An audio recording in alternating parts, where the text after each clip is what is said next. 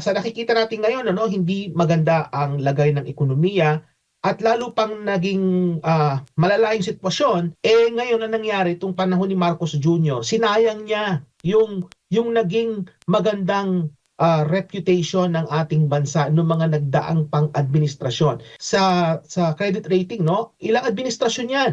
Napakaganda, paganda ng paganda, pa-improve ng pa-improve.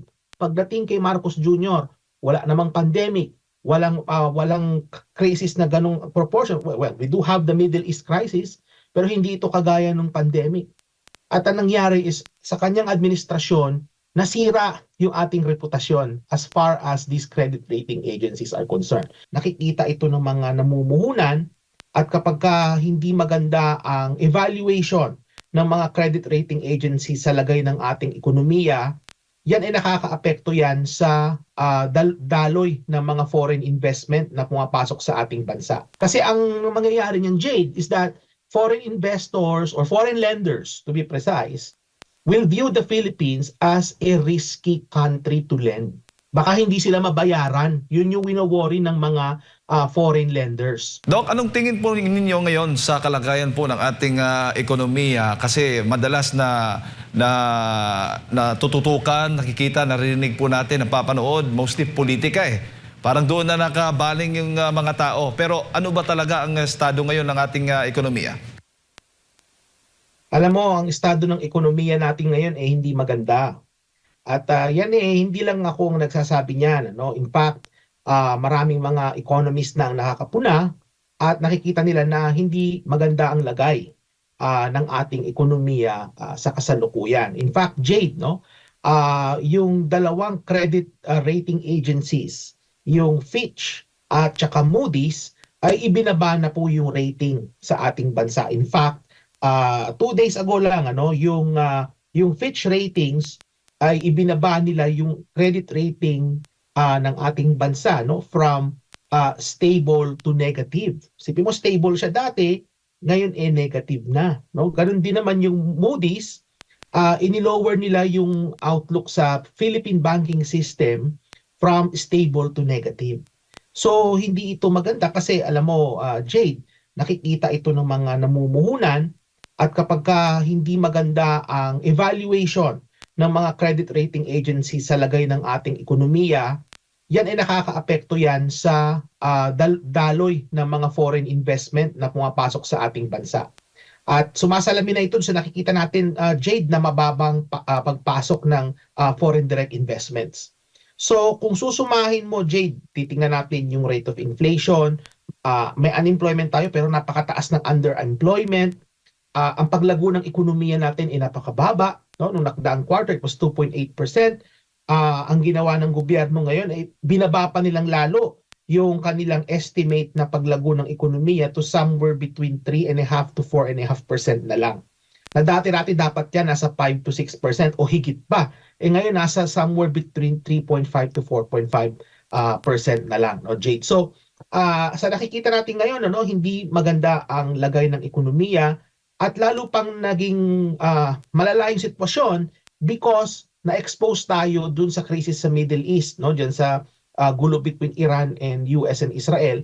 At hindi lang yun, yung nangyaring corruption sa flood control, yan ay nakaapekto na rin yan sa ating ekonomiya mismo. Nakaapekto yan through sa pagbaba ng government spending dahil sa mga infrastructure projects, nagkaroon ng pagbaba ng amount ng spending, at yung pagpasok ng foreign direct investment kasi hindi naging maganda yung imahe ng ating bansa from the point of view of foreign investors. So kung susumahin, Jade, sa ngayon hindi po maganda ang lagay ng ating ekonomiya. Opo, ay nabanggit po ninyo yung credit rating bumagsak o bumaba. Paano po yan? May plano pa naman yung gobyerno natin na umutang ulit. Makakaapekto ho ba yan? Alam mo, nakakahiya nga itong nangyari na ito na pag-downgrade ng mga credit rating agencies. Nakakahiya ito from the point of view of the government. Kasi kung titingnan mo, Jade, yung takbo ng evaluation ng mga iba't ibang international credit rating agencies sa Pilipinas, sa ating bansa, makikita nyo pataas ng pataas yung kanilang evaluation sa atin. Paganda ng paganda. Dati hindi, kumbaga, hindi magandang magpautang sa Pilipinas, hindi maganda yung credit rating, pero over the years tumaas ang tumaas yan hanggang sa panahon ni Pangulong Duterte, no? Tumaas ang tumaas yan. Eh ngayon ang nangyari itong panahon ni Marcos Jr., sinayang niya yung naging magandang reputation ng ating bansa noong mga nagdaang pang-administrasyon. Imagine, Jade, it took probably 4 administrations to actually improve the credit rating of the Philippines. And yet it took only one administration, and that's the administration of Marcos Jr., to actually ruin the reputation of our country as far as credit rating agencies are concerned. Kung makikita mo, Jade, sa credit rating, no? Ilang administrasyon yan. Napakaganda, paganda ng paganda, napa-improve ng pa-improve. Pagdating kay Marcos Jr., wala namang pandemic, walang crisis na ganong proportion. Well, we do have the Middle East crisis, pero hindi ito kagaya ng pandemic.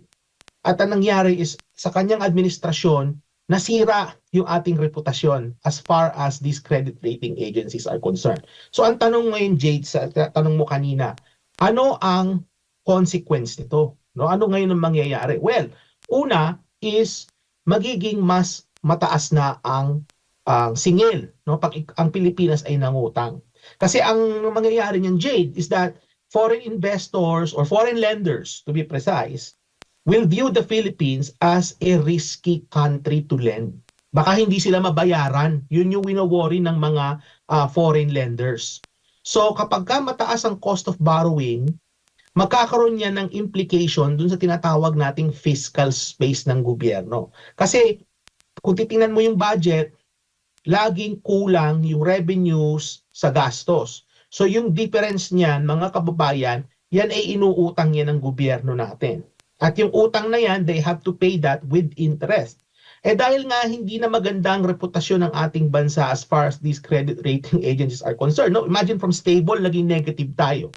Ang immediate implication po niyan, mga kababayan, is magmamahal po yung cost of borrowing. So tataas po yung interest na babayaran. Yan yung una.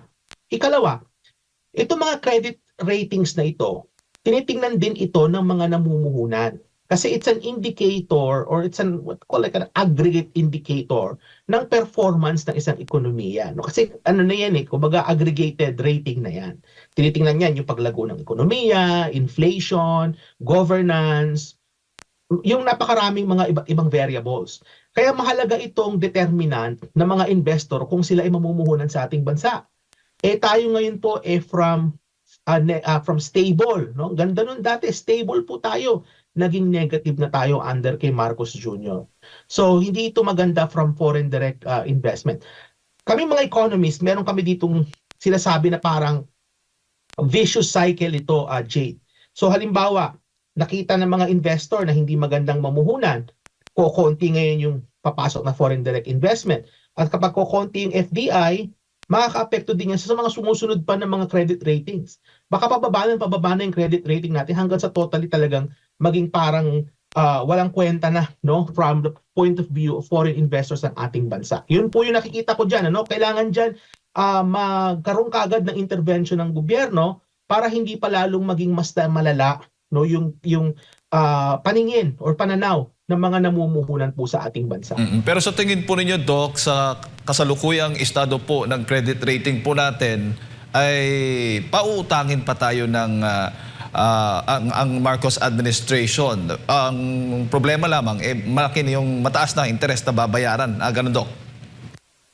Oo, so may pautangin pa rin naman, tama ka, Jade. No? May mga magpapautang pa rin naman. Kaya lang ang sinipo ng problema natin dito, Jade, is that mataas yung magiging cost of borrowing, and imbis sana yung karagdagang ibabayad sana dun sa utang, no, sa interest, sana napunta na yun sa mga government programs, no, o kaya napunta yun sa pagbawas ng buwis halimbawa. Ang nangyari, mapupunta lang ito sa pagbayad ng mas mataas na interest. No, so ito na yung nakikita natin na negatibong epekto ng hindi maayos na pamamahala at papatakbo ng ating ekonomiya under sa current administration, no? Unfortunately. Opo. Nakita na natin ngayon yung consequence, Jade, no, na hindi naging maganda ang pananaw ng mga credit rating agencies. Opo. Yung tiwala po ng mga investors, sabi mo nga, baga nawawala na. Wala nang na balak na mamuhunan dito sa ating bansa dahil sa iba't ibang mga issues na kinakaharap po natin. Bukod dyan, Doc, nakikita nyo rin ho ba na dahil wala na mga nag-i-invest, dumarami din po yung mga nagsasara na ng mga negosyo? Oo, alam mo Jade, no, kung makikita ninyo, no, may mga malalaking mga negosyo na nagsasara, no. Hindi ko na lang papangalanan, ano, pero nakikita natin yan sa balita, no, may mga malalaking mga kumpanya ito, no, maraming mga branches, no. Food chain. Kilala pa nga yung iba dito eh. Ang nangyari is nagsara sila kasi nga ang mga tao hindi bumibili. So yung tanong mo na yan, Jade, meron niyang implication doon sa tinatawag nating consumer confidence. No, kasi meron tayong tinatawag na consumer confidence, meron din tayong tinatawag na business confidence. At dahil sa hindi magandang lagay ng ating ekonomiya sa kasalukuyan, nakakapekto po ito doon sa kumpiyansa ng mga consumer, ng ordinaryong mamamayan. So halimbawa, imbis na sila ay mamimili, no, ay pagpapaliban muna nila yan. Kasi nga, aantay muna nilang gumanda yung ekonomiya o kaya may pinaghahandaan nila na baka posibleng lumala pa lalo yung sitwasyon, so magtatabi muna sila. So nag-aalangan silang gumastos. At kapag ka ang consumer ay nag-aalangan gumastos, no, and by the way, ang consumption, no, yung pagkonsumo ng mamamayan, it accounts for more than 70% of our gross domestic product, Jade. So ibig sabihin kapag ka nagkaroon ng pagtumal ng consumption, dali kagad dyan yung paglago ng ekonomiya. So kailangan alagaan din yan ng gobyerno ng mabuti yung kumpiyansa ng mga consumer, no.